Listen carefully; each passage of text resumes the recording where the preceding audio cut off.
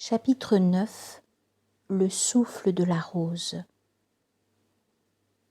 Les temps sont au silence.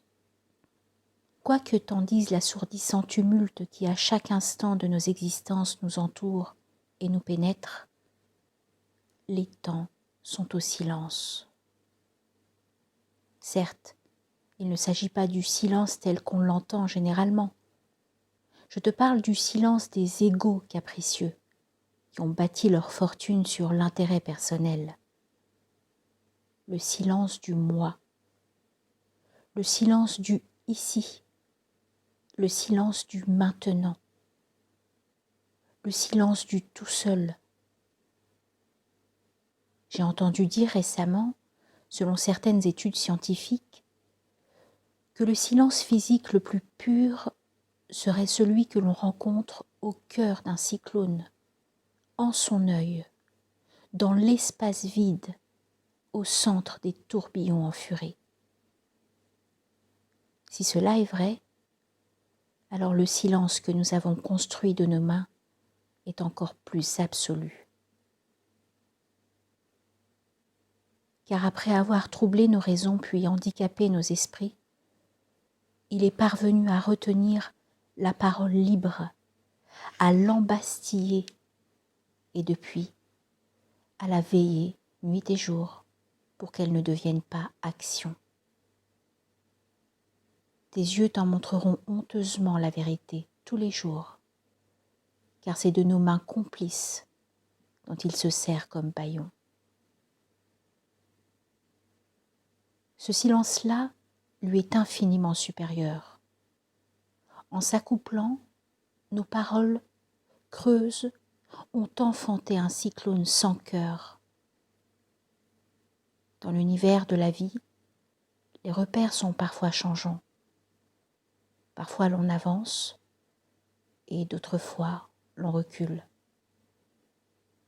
À certains moments, nous nous dirigeons dans un sens, puis, arrivé à un certain endroit, il nous faut faire volte-face et repartir en arrière.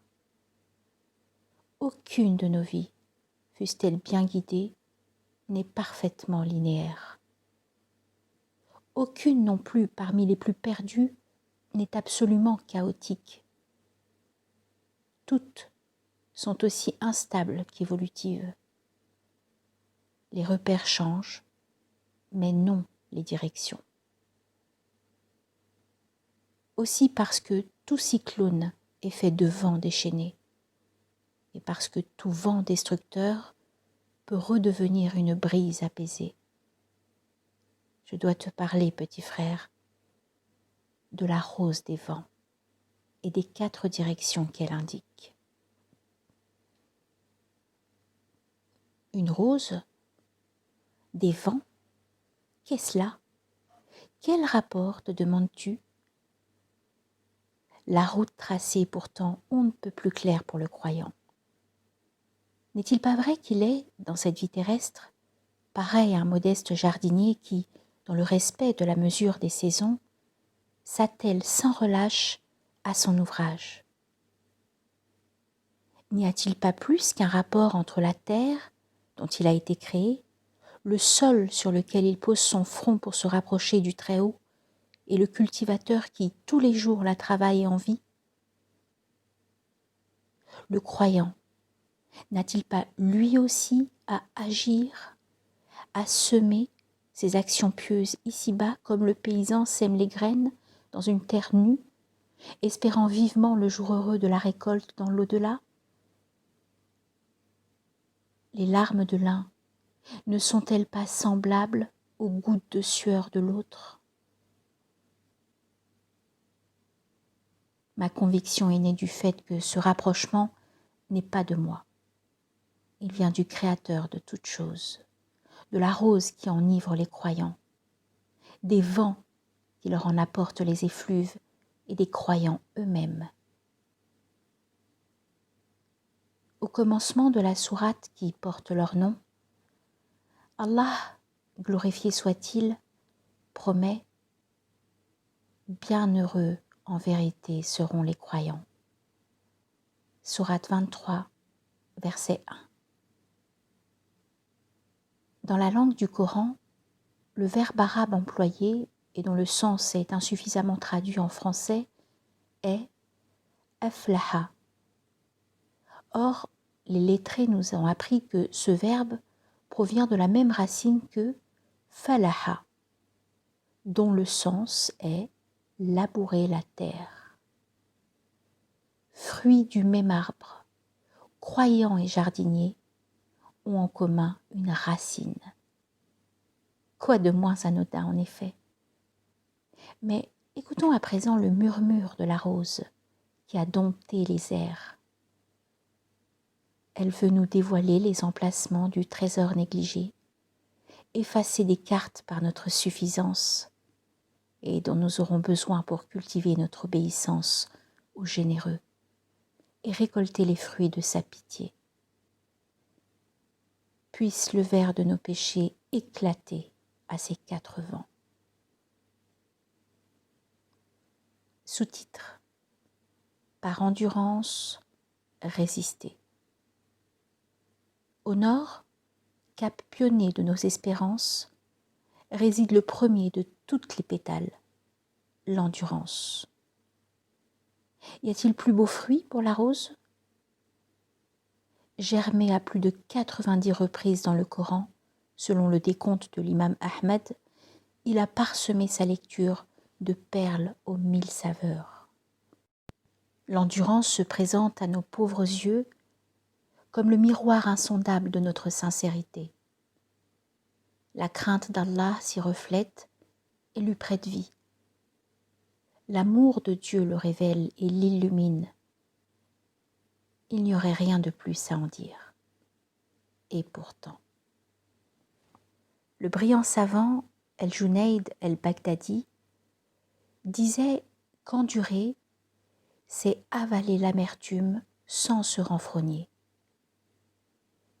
Pour Dhu en-Nun El-Misri, c'est de s'éloigner de la désobéissance, de se calmer au moment d'avaler les dures épreuves et de montrer de la richesse lorsque la pauvreté gagne le terrain de l'existence. En vérité, c'est tout cela, et plus encore. Mais la véritable piété, c'est celle de ceux qui sont endurants dans l'adversité, le malheur et face au péril. Voilà les croyants sincères. Voilà ceux qui craignent Dieu. Sourate 2, verset 177.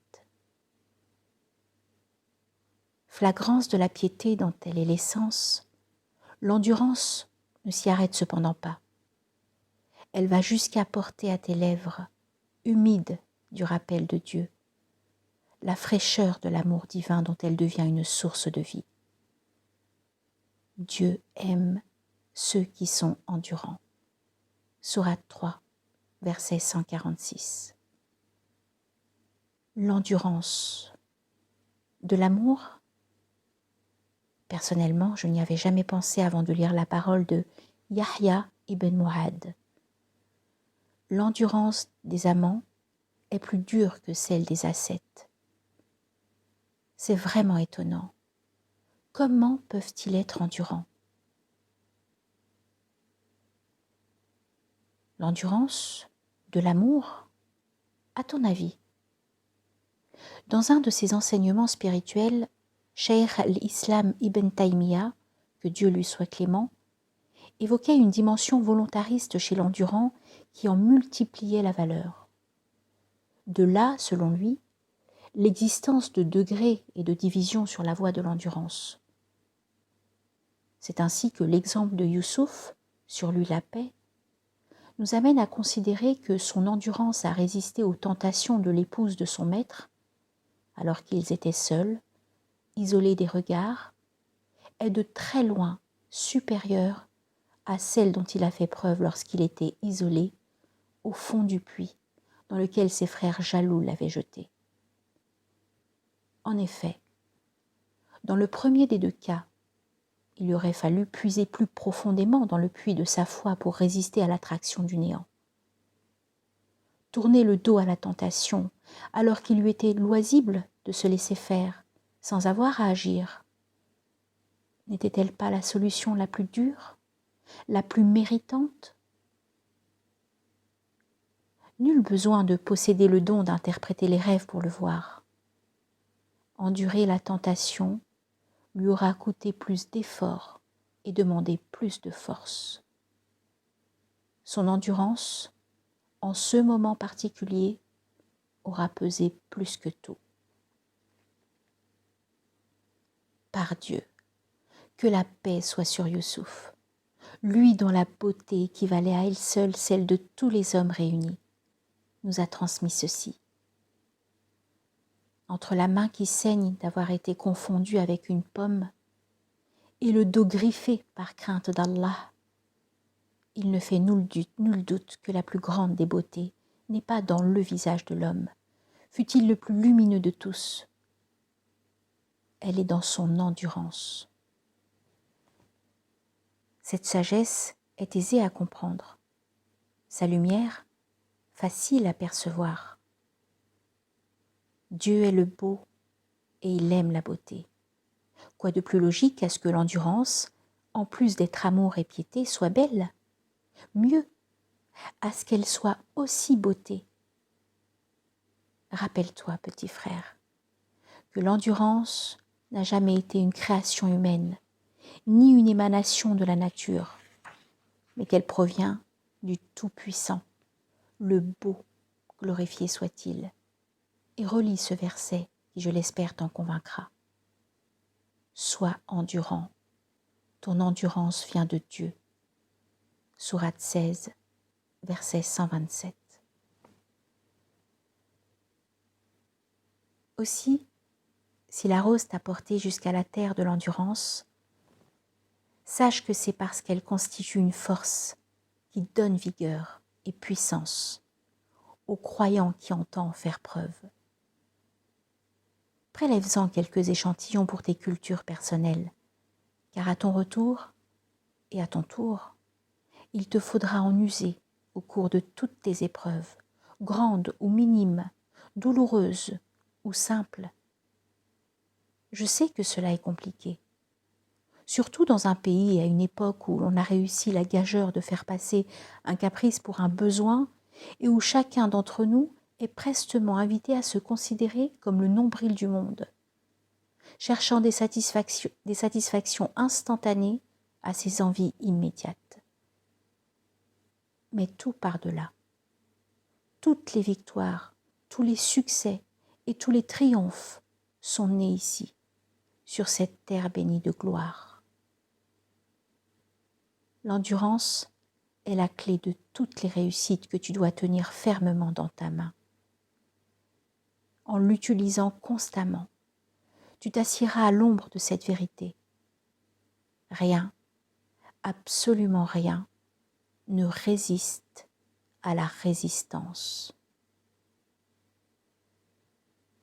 Cette force invincible que le croyant incarne, le temps nécessaire à dominer ses épreuves, et à laquelle rien ni personne ne résiste, n'exclut cependant pas les faiblesses.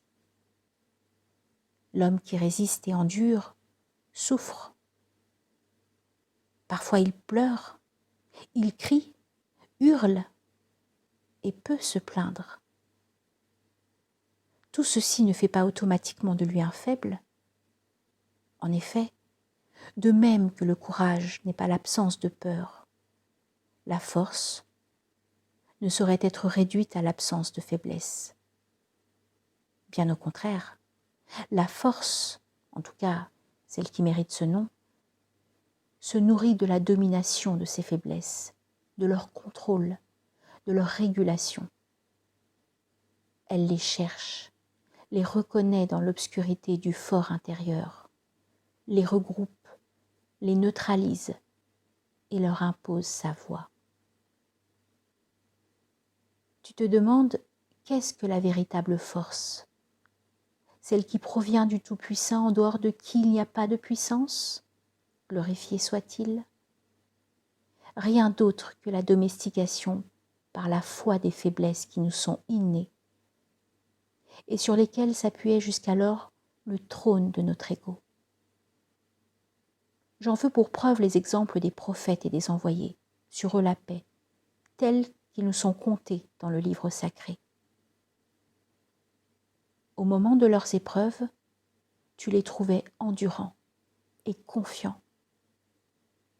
Mais tu ne les trouvais pas toujours sereins ou silencieux. Il leur arrivait même de se plaindre. Se plaindre? Oui, se plaindre, mais à Dieu uniquement, et non aux hommes. Toujours à Dieu l'unique, et jamais de lui. Allah nous en informe au sujet de Ayoub, sur lui la paix. Souviens-toi de Job quand il adressa à son Seigneur cette prière. Le mal dont je suis atteint me fait souffrir, mais toi, tu es le plus miséricordieux de tous les miséricordieux. Sourate 21, verset 83. Et que dire de Ya'qub, sur lui la paix, qui souffrait du crime et du mensonge de ses fils. C'est là, leur dit Jacob, un autre mauvais sort que vous avez monté vous-même. Et je n'ai plus qu'à me résigner. Peut-être que Dieu me le rendra à tous deux, car il est l'omniscient et sage. Et il leur tourna le dos en soupirant. Que ma peine est grande pour Joseph. Et ses yeux devinrent aveugles par suite de son affliction, car il avait de la peine à contenir sa douleur. Par Dieu, lui dirent ses enfants, tu ne cesseras donc jamais d'évoquer le souvenir de Joseph jusqu'à en dépérir ou en mourir. C'est à Dieu seul, dit-il, que je confie ma tristesse et ma douleur, car je sais de la part de Dieu des choses que vous-même, vous ne savez pas. Sourate 12, versets 83 à 86. Avant d'aller plus loin, j'ai une question à te poser. Tu es assis, serein et heureux, avec ton meilleur ami à tes côtés. Vous discutez normalement. Un troisième individu arrive et à la vue de tous, se met à insulter ton compagnon. Comment réagirais-tu? Et comment réagirait ton ami? Avec endurance ou passion? Rendrais-tu coup pour coup? Ou laisserais-tu l'insulteur se salir tout seul avec ses insultes? Je t'invite à donner secrètement la réponse à ta conscience avant de continuer à lire ce qui suit. Vois-tu, cette petite histoire n'est pas issue de mon imagination. Je l'ai extraite de la Sunna. Permets-moi de te la raconter telle qu'elle s'est déroulée. Un jour qu'il était assis avec Abu Bakr, le prophète, alayhi salatu wassalam, vit un homme presser le pas jusqu'à eux et avec virulence se mettre à injurier son plus célèbre compagnon. Que Dieu soit satisfait de lui. Celui-ci, l'écoutant sans broncher, resta de marbre.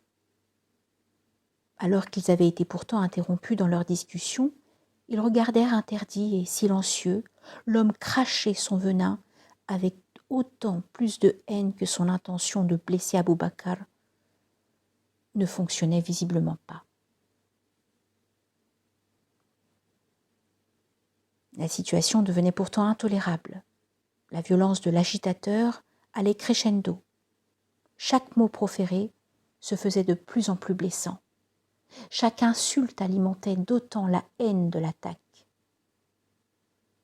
Je m'imagine l'attroupement de curieux et de badauds autour d'eux, ajoutant à la pression générale. N'y tenant plus, Abu Bakr se lève et, dans la ferme intention de ne plus se laisser insulter impunément, décide de répondre à son agresseur. Quoi de plus légitime, en effet? Il était la victime, on l'agressait. C'était une injustice, il fallait y mettre un terme, non? Pourtant, notre aimé messager, paix et bénédiction de Dieu sur lui, eut un comportement différent. Dès qu'Abou Bakr se mit à répondre à la calomnie, lui aussi se leva. Mais, tournant le dos, il partit. Surpris de se retrouver subitement seul pour se défendre, s'attendant certainement à ce que le prophète, paix et bénédiction de Dieu sur lui, qui ne tolère aucune injustice, intervienne et condamne son agresseur. Abou Bakr décida de courir après lui pour le rattraper. « Ô messager d'Allah, cet homme m'insultait alors que tu étais assis. Lorsque j'ai répondu à certains de ses propos, tu t'es courroucé et tu t'es levé. Quand tu te taisais, il y avait un ange qui répondait à ta place.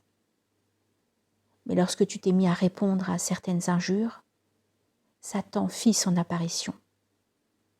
Or, il ne me convient pas d'être assis avec Satan. »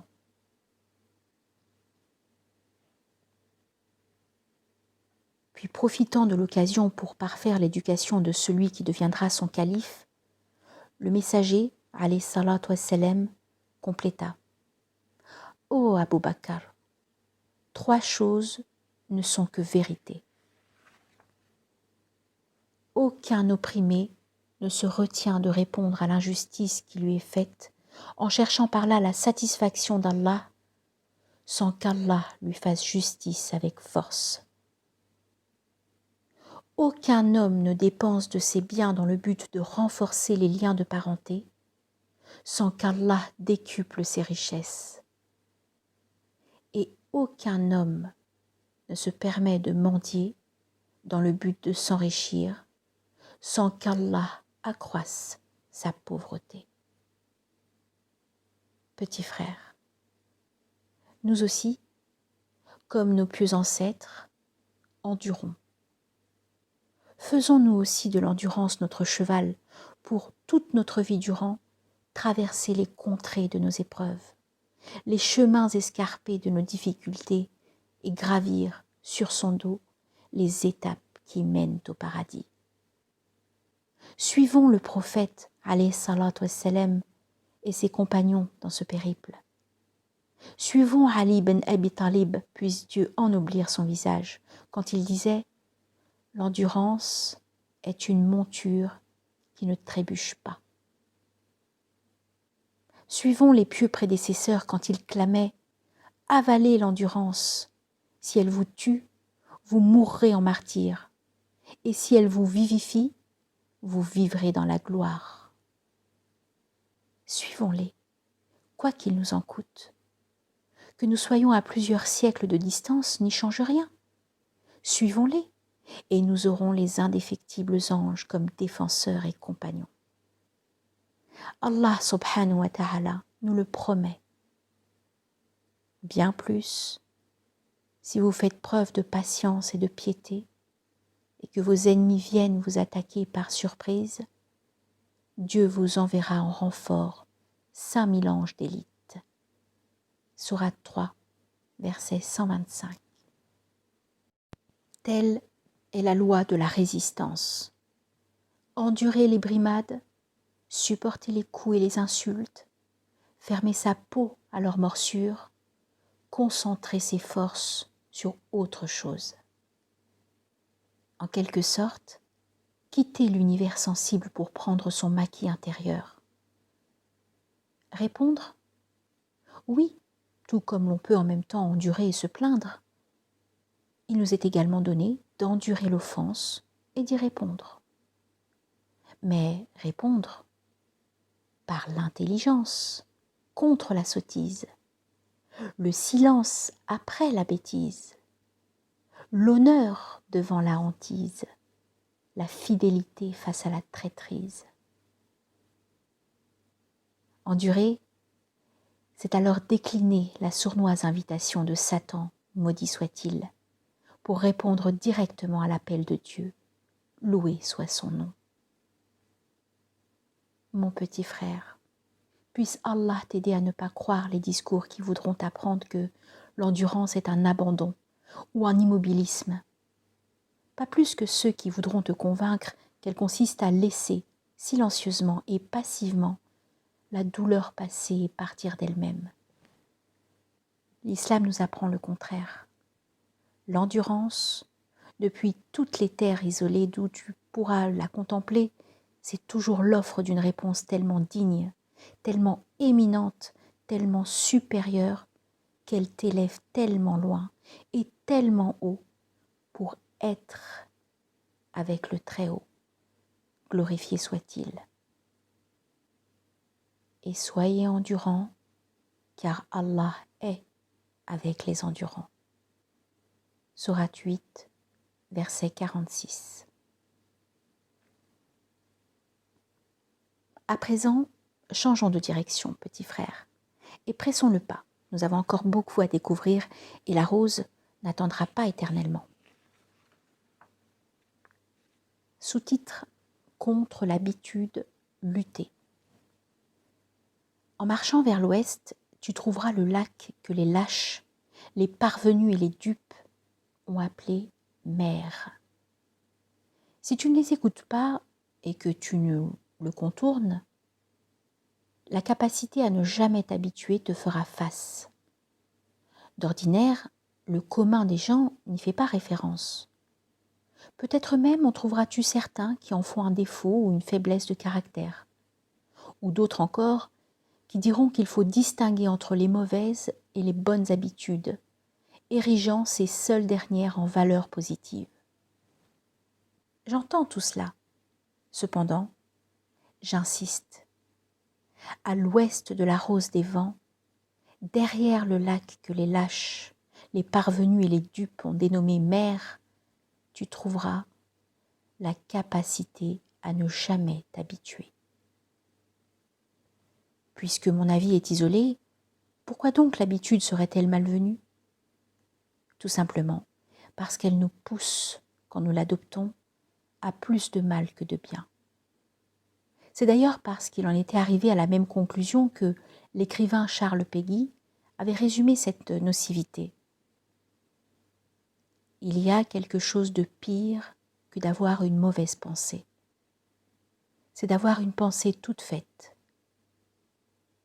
Il y a quelque chose de pire que d'avoir une mauvaise âme, et même de se faire une mauvaise âme. C'est d'avoir une âme toute faite.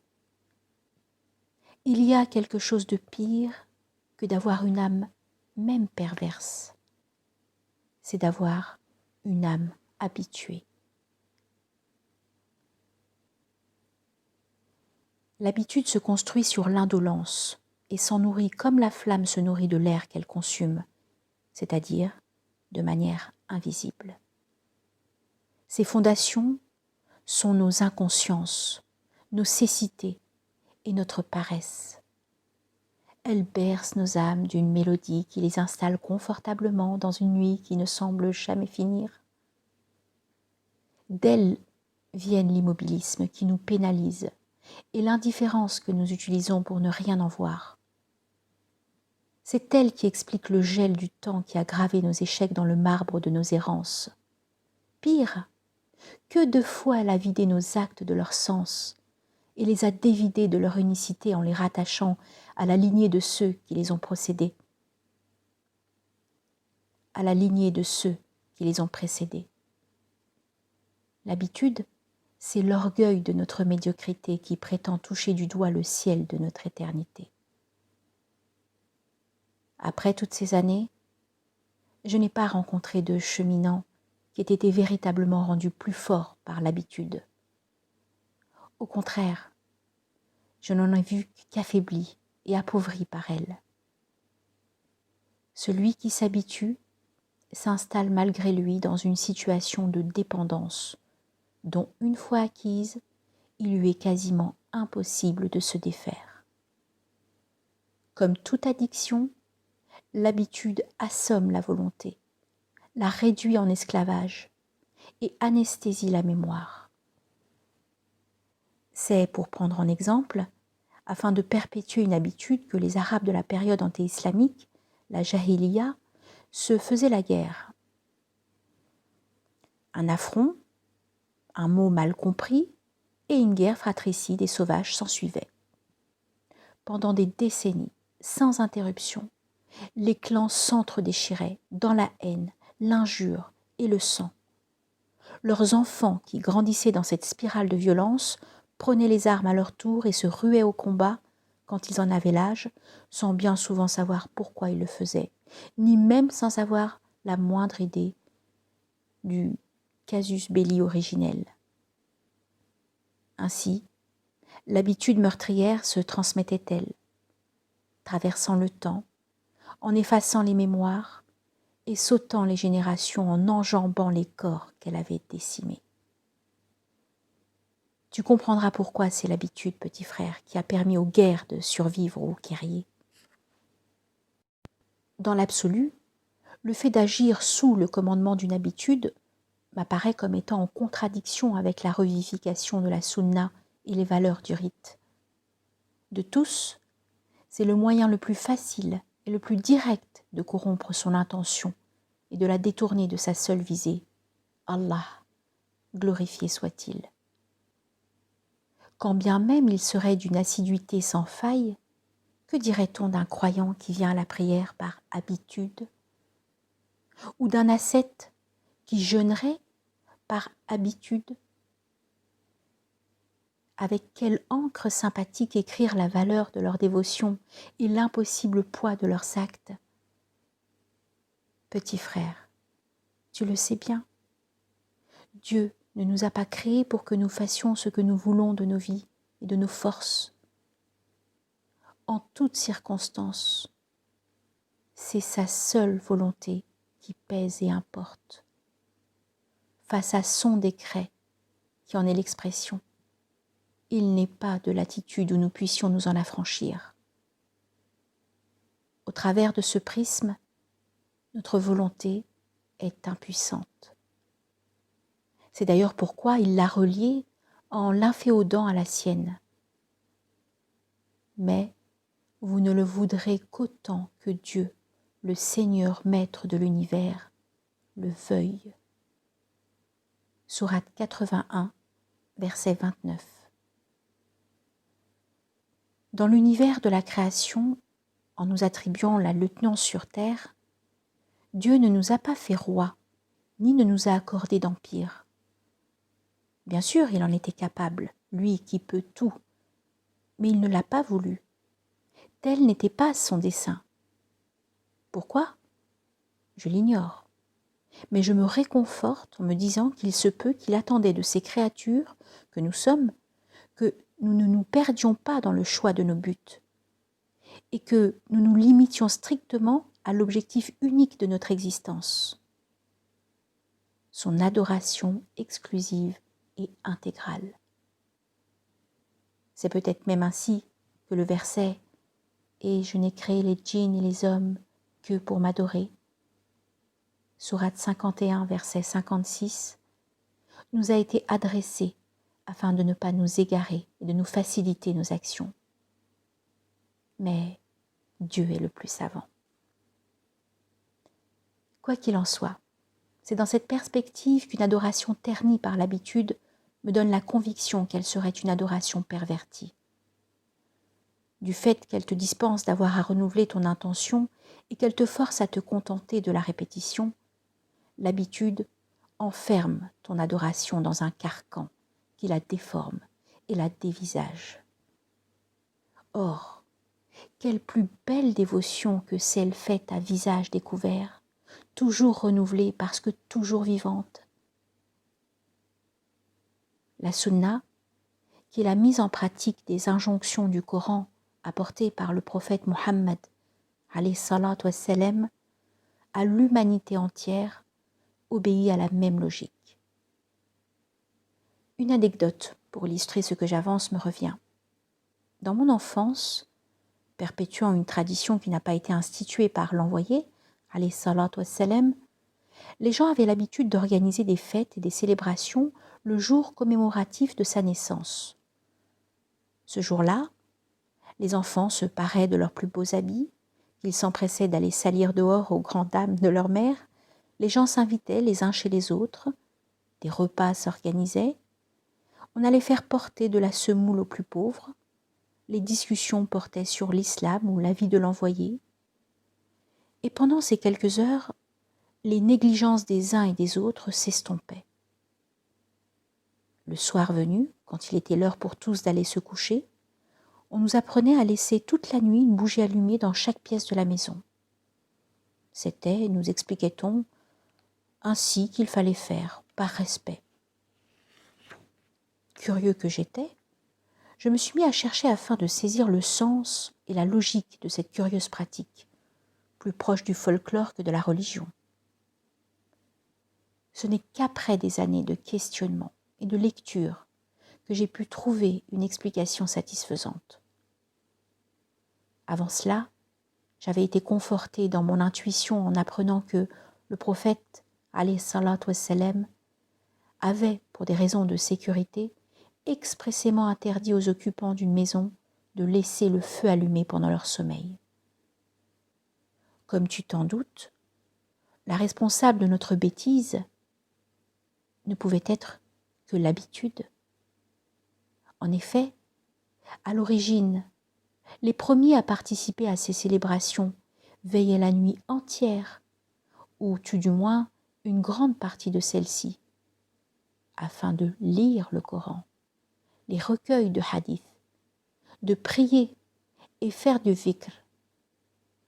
Ne disposant pas de l'électricité, ils usèrent de bougies. Puis, l'habitude apportant son lot d'amnésie, les gens ont peu à peu arrêté de passer la nuit en prière ou en lecture pieuse. Seules les bougies sont restées. Avançons maintenant dans une autre direction. Nous ne pouvons pas encore nous arrêter. Sous-titre: constamment avancer. Plus loin, au sud, c'est à la constance de t'accueillir. Une fois parvenu à l'orée de son bois, tu t'arrêteras pour sentir le vent marin fouetter ton visage. Tu regarderas le galbe de la terre, sa courbure, en scrutant l'horizon, bien au-dessus des vagues, et tu t'assieras au bord de l'immense falaise. De là, tu poseras ton regard sur la vague qui vient caresser la roche et l'embrasser de son écume en contrebas. C'est là qu'est tapie la constance. Tu ne la vois pas? Regarde de plus près. Elle a pourtant laissé visibles les marques du seuil de sa demeure. Si tu le veux bien, lisons-les ensemble. Petit frère, qui, à ton avis, a donné cette forme à la roche, qui l'a découpée ainsi et lui a assigné cet aspect? Serait-ce l'eau couleur azur qui se donne si généreusement à ton regard au point que tu la confondes avec le ciel? Non, la constance, tout simplement. C'est chose connue. À elle seule, l'eau ne brise pas la pierre. Pour te convaincre du contraire, il te suffit, pour reprendre la célèbre allégorie, d'imaginer une immense roche posée à même le sol. Si tu voulais la couper en deux, et si tu n'avais pour ce faire que de l'eau à ta disposition, comment t'y prendrais-tu? Simplement, tu choisirais un point central et tu y ferais tomber patiemment l'eau, goutte à goutte. Certes, cela pourra prendre des siècles, dépasser de très loin la conception que tu t'es faite du temps, mais avec l'autorisation du Seigneur, à un moment donné que lui seul choisit, tu parviendras à tes fins. En revanche, si, pressé d'obtenir le résultat, tu emmagasines toute la quantité d'eau que tu as utilisée pour fendre la pierre et que tu la jettes d'un coup sur elle, que se passera-t-il? Rien. Tu auras juste arrosé une pierre, et c'est tout. Ce qui différencie les deux expériences, accorde la réussite à l'une et l'échec à l'autre, c'est la constance. C'est elle, et elle seule, celle que tu ne voyais pas dans les vagues, qui a permis à l'eau de réaliser un prodige en coupant la roche. Parce que petit à petit, elle a su tomber constamment, sans s'arrêter ni dévier de son objectif initial. Parce qu'elle a su obéir à l'incessant rythme inspiré de la constance et se plier à sa volonté sans faillir un seul instant. Parce que la première goutte qu'elle a sacrifiée à cette cause se sera donnée à sa mission avec autant de passion que la dernière. Parce que, pour mieux nous apprendre l'art de renverser les superbes, l'eau a troqué toute sa puissance et toute sa fougue contre l'apparente faiblesse d'une seule de ses perles. Parce qu'elle a su s'inscrire dans la continuité du temps pour lui demander d'appuyer son action, de devenir son allié et de marcher à ses côtés. Ce qui était apparemment impossible à notre pauvre raison se produisit. La roche fut fendue. Tire un enseignement de cette histoire. La foi, dit-on, peut déplacer des montagnes. Pour nous, la constance pourra même la couper en deux, car c'est par elle qu'Allah subhanahu wa ta'ala accorde force et puissance à l'action des petits et des faibles. Notre bien-aimé prophète, alayhi salatu wassalam, ne nous avait-il pas appris en son temps qu'une petite action, en ce qu'elle s'inscrit dans la durée, est meilleure qu'une grande qui s'interrompt? Un jour, alors qu'il était interpellé par l'attitude d'une voisine de son épouse, Aïcha, que Dieu l'agrée et soit satisfait d'elle, qui priait de manière trop intensive, il nous avait même appris que l'excès éphémère par définition s'opposait à la constance. Le meilleur culte pour Dieu est celui pour lequel le fidèle persévère le plus longtemps.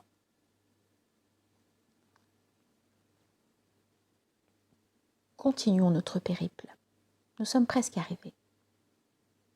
Sous-titre: Pour la dignité, faire face. À l'est, bien à l'abri derrière les hautes montagnes du massif des hommes, tu rencontreras la force qui fait d'eux plus que de simples vivants, la dignité. L'homme vit, c'est un fait biologique. Avec la dignité, il existe et entre dans l'histoire. Cette différence qu'apporte et qui constitue la dignité peut difficilement faire l'objet d'une définition. Elle est trop impalpable, trop fuyante pour être retenue dans un quelconque cadre qui se voudrait rigide. Elle est à la fois considération et élévation, amour et partage, invisible dans le réel et réalité dans l'invisible. La dignité est comme le son d'une voix qui naît dans le portrait, dans le poitrail de l'homme, qu'on ne peut ni voir, ni toucher, ni sentir. Elle n'est ni cri, ni bruit, elle est parole. Pour ce qui nous concerne, nous savons d'elle que tous les hommes la portent et que tous doivent la porter. Mais ce qui la rend si difficile, si différente pour le croyant, si raffinée et si particulière pour lui, c'est qu'elle baigne et s'abreuve continuellement de sa foi. Le poète arabe El-Mutanabbi voulut un jour interpeller un de ses contemporains à ce propos. Va acquérir la dignité en enfer s'il le faut, et refuse l'humiliation, même au paradis. Bien entendu, si l'on s'arrête à sa surface et au sens premier qu'il nous présente, on ne peut acquiescer au contenu de ce vers. Il est évident que le paradis ne connaît ni humiliation, ni injustice, pas plus qu'il n'y a de dignité dans les feux de l'enfer. Mais au-delà de l'excès de langage et de la volontaire provocation, l'important dans cette parole est de considérer le poids de la sagesse dont elle est porteuse et l'importance qui qui justifie que son auteur évoque des événements connus par tous comme étant impossibles. Dans une certaine mesure, s'il s'est permis ce ton, le poète, c'est qu'il a voulu choquer ta raison, pour mieux, comme seule la poésie sait y arriver, accéder à ton cœur. L'immense gravité du sujet l'excusait. Qu'est-ce qui, pour l'être humain, porte plus et mieux le sceau de la création divine que la dignité? Comment ne pas voir en elle le poinçon du Créateur tout-puissant apposé sur son œuvre? Et que veut-il nous dire si ce n'est « Ô toi l'être humain, mets-toi sans attendre au diapason de cette dignité ». Te faut-il pour cela accomplir l'irréalisable? Ainsi envisagée, l'harangue est séduisante tout autant qu'elle est juste. Elle te donne à voir, au travers le nouvel horizon désormais ouvert, l'immensité cachée de ce qui nous constitue, nous, les hommes. Plus que tout, instamment, elle nous invite à sa défense. Lorsqu'un homme porte atteinte à la dignité d'un autre, il doit être regardé avec les yeux du juge qui condamnerait son propre meurtrier. J'ai conscience en écrivant cela de la dureté de mes mots, mais de même que doit être qualifié de voleur celui qui, sans l'avoir détroussé, ne donne pas aux démunis les moyens de vivre dont il dispose et dont il n'a pas lui-même besoin, comment veux-tu appeler celui qui tue ce qui fait de toi un homme, tout en te laissant suffisamment en vie pour t'en rendre compte et sans rien pouvoir y faire, en souffrir tout du long? Cette défense est une révolte. Nous l'appellerons, s'il plaît à Dieu, indignation. Oui, petit frère, je te dis, par amour, révolte-toi, brise, casse, détruis et démolis pour sauver la dignité humaine. Planifie, fomente, prémédite et prépare pour la sauvegarder. Reconstruis, porte, creuse et déterre pour la rebâtir. Ressens, vibre, pleure et souffre pour partager le sort de ces martyrs et de ces suppliciés. Que ta voix soit la leur, que ta force vienne se joindre au leur, que ton destin se greffe au leur, que ta vie s'écoule au même rythme saccadé que la leur, et que toutes tes secondes viennent compléter leur heure. Je sais que mon propos va à contresens des codes actuels et des messages insipides assénés par notre société. Qu'en ai-je à faire? Pas grand-chose, pour être honnête. J'ai depuis longtemps reconnu dans tous ces messages et dans tous ces discours la tonalité douteuse du mensonge et de l'hypocrisie, les accents de la voix du diable. Si tu sais l'entendre, c'est cette tonalité conformiste qui voudrait te faire passer pour progrès, ce qui est massacre généralisé, pour respect, ce qui est négation, et pour partage, ce qui est individualisme. Nous, musulmans, n'avons ni le droit de l'écouter, ni de la croire, ni de nous taire. L'exigence de conscience qui est fondatrice de notre responsabilité aux yeux du Tout-Puissant, subhanahu wa ta'ala, nous l'interdit formellement. Mieux, nous avons retenu de l'histoire et nous n'oublierons pas, Inch'Allah, que le vent produit par 1 millier de ces paroles hypocrites ne pourra jamais faire disparaître du sol la tache de sang qu'une seule larme d'excuse aurait suffi à effacer. La dignité est singulière et ne supporte aucun « S ». Majuscule indéformable, elle se renie quand elle est au pluriel. Aussi, chaque fois que l'indicible usera du silence pour que l'innommable soit perpétré, et chaque fois que les déprédateurs de la morale seront réunis pour accomplir l'œuvre du mal, puissions-nous garder vivante et forte cette capacité à nous indigner. Elle est une puissance incomparable. Quand les heures sont sombres et que le temps est ténébreux, c'est elle qui fera l'éclat de notre humanité. Faire ce serment, hélas, ne suffit pas. L'indignation ne peut se contenter d'un amour bêlant, pleurnicheur et vaguement intéressé. Trop souvent, l'émotion est venue pour laver l'affront et trop souvent, elle n'a fait que le propager encore plus. Trop de fois, les larmes n'ont fait que précéder l'oubli. Il ne s'agit pas ici de charité, cette pitié malsaine qui demande que l'on se départisse de quelques biens superflus pour nous désengager, comme si donner nous dispensait de nous donner. Il n'est pas non plus question de sensiblerie ou de passion, encore moins de se donner bonne conscience, ce qui n'est jamais, soit dit en passant, que la marque égoïste et indélébile de notre transgression de la conscience.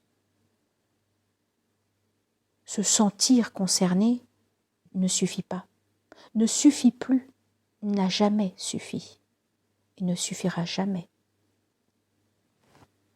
Et ne pense surtout pas qu'il y a quelque bien en tout cela. Quelle valeur ont les quelques pièces précipitamment jetées dans la gamelle du misérable juste pour qu'il s'écarte de notre chemin et ne vienne plus contredire l'esthétique chimère que nous prenons pour vérité. Non seulement l'indignation ne suffit pas, mais pire, quand elle reste seule, qu'elle n'est pas suivie d'actes, elle en devient néfaste. Dès qu'elle se veut bien pensante et qu'elle entend se limiter, se compter ou s'économiser, alors elle se met à insulter sa naissance et à outrager toutes les souffrances qui l'ont appelée à la vie. La conclusion est sévère, mais réaliste. On peut être indigne de sa propre indignation, et malheureusement, ce n'est pas mortel. Si tu veux lui être fidèle, quand la dignité d'un homme est humiliée, l'émotion qui subitement te surprend et te submerge, pareil au raz-de-marée qu'aucun gardien de phare n'a vu venir, doit se traduire en toi et par toi en une révolte permanente. Ne t'arrête pas, ne t'arrête jamais. L'émotion légitime est passagère. Ton engagement, lui, pour lui faire honneur, doit être continuel. Inscris ceci au fronton de tes luttes. Quand la dignité est en péril, l'empreinte n'a de profondeur que dans l'infinie longueur de son sillage.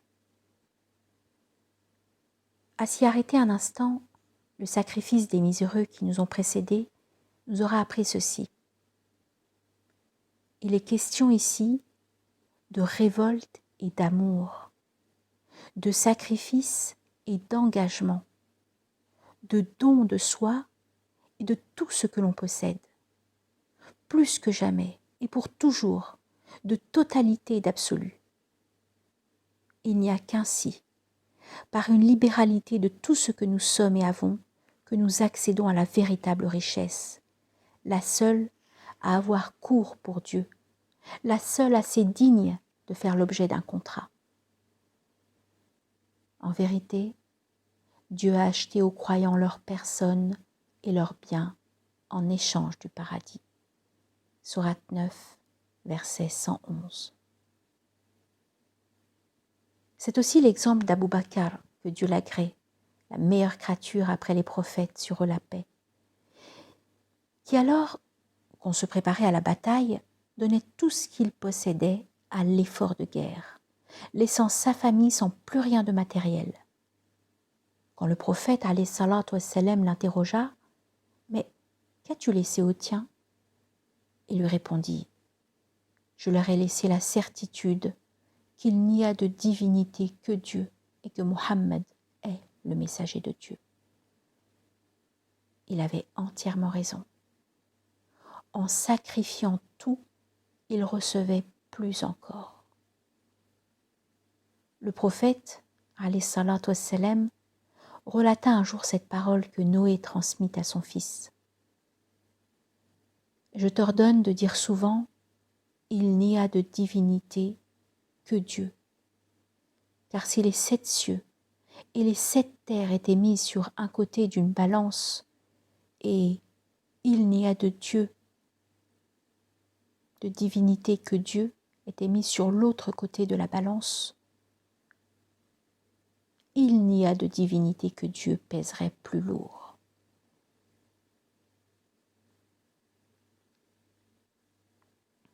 Ainsi prend fin, mon cher petit frère, le périple que te proposait d'accomplir la rose des vents. Alors qu'elle t'a permis d'accéder aux terres de l'endurance, puis aux falaises de la constance et aux lacs de la lutte contre l'habitude, au terme du dernier quart de ton voyage, elle t'a fait rencontrer la dignité dans son caravansérail. Désireuse de participer à notre sauvetage, la rose des vents, depuis, s'est tue. Non pas qu'elle n'avait plus rien à nous dire, non, elle n'est plus, tout simplement. Dans la langue des roses du vent, on dit qu'elle s'est essoufflée. Mais aux yeux du romantique jardinier pour qui ces ronces sont toujours constituées des étreintes de lumière, elle s'est simplement éteinte. Chose étonnante, regarde par toi-même. C'est sur nos racines à nous qu'elle l'a fait. À mes yeux, c'était sa façon à elle de nous dire adieu, sa manière de nous éclairer en partant, de se donner à nous, même hors de notre présence, de se sacrifier pour nous, même hors de la sienne, sa griffe, sa marque. En quelque sorte, sa manière de nous montrer le chemin qu'il nous restait à parcourir sans elle. Avant que ne s'arrache son dernier pétale, comme pour mieux clore cette ultime rencontre et te permettre de commencer enfin ce véritable voyage qu'est ta vie, elle t'avait confié quelques interrogations, modestes graines pour perpétuer sa mission dont il te faudra désormais prendre soin. Frère, toi, cultivateur de la foi, laboureur de la vie, que te crie ton cœur quand tombent chaque jour les corps décharnés d'enfants qui luttent contre une armée d'adultes. Quel sentiment t'inspire-t-il quand la main monstrueuse de l'homme diaboliquement humilie, blesse, étouffe et écrase? Et au moment où une mine charcute un petit ange, émascule ses ailes et déchire le cartable avec lequel il allait à l'école, appelles-tu douleur ce que tu ressens? Aussi, parce qu'une personne âgée, maudite des temps modernes, est obligée de crier au feu au lieu de crier à l'aide pour forcer ses voisins à réagir. Est-ce que ton pouls lui aussi s'accélère? Et arrives-tu encore à comprendre les paroles qui engagent l'avenir après avoir une seule fois entendu le cri déchirant d'un bébé qui tète le sein défunt d'une mère morte de sa dernière dose? Et quel nom porte le miracle par lequel tu n'as pas vu la main tendue sur ton chemin, l'œil étranger confiant en ton amour, et, une fois ton dos tourné, sa paupière close par ton égoïsme. Puis lorsque tu vois les grands de ce monde regarder dans l'espace pour mieux se crever les yeux à la misère des peuples, comment tolères-tu que l'on cherche les étoiles ailleurs que dans les yeux des affamés pour éviter d'avoir à donner un nom à la nébuleuse de nos responsabilités? Enfin, lorsque tu te rends compte combien sont nombreux les Youssouf oubliés, détenus ou torturés pour la cause d'un Dieu qu'ils aiment plus que toi et qui les aime plus que toi, n'y a-t-il déjà plus rien en toi de vivant qui ne désire goûter à la mort?